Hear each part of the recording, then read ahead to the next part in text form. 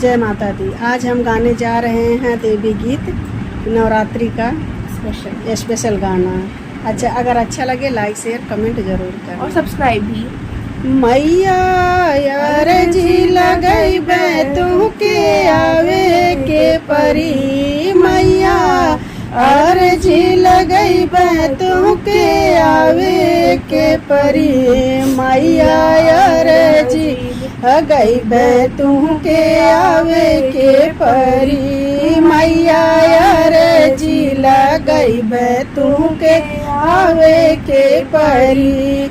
ससुरे में मंगबे मैया सासू से ससुरवा, ससुरे में मंगबे मैया सासू से ससुरवा, मंगबे देवरा से ननदिया तू के देवे के परी, मंगबे देवरा से ननदिया तू के देवे के परी, मैया यार जी लगई तू के आवे के परी, मैया यार जी लगई तू के मावे के परी।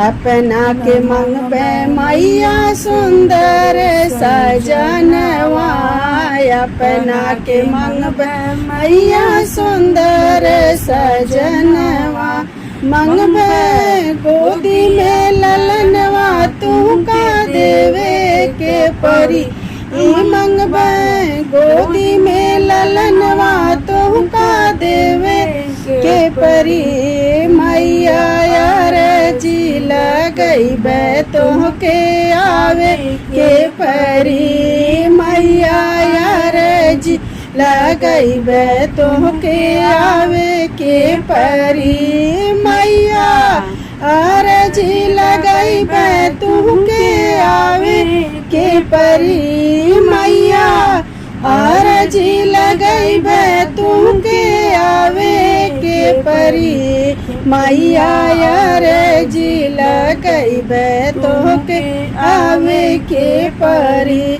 नैहरे में मंगबे माँ समैया माई से बपाई, नैहरे में मंगबे मैया माई से बपाई, मंगबे भैया से भतीजवा तू के देवे के परी, मंगबे भैया से भतीजवा तू के देवे के परी, मैया यार जी लगई तू के आवे के परी, मैया यार जी लगई तू के आवे के परी।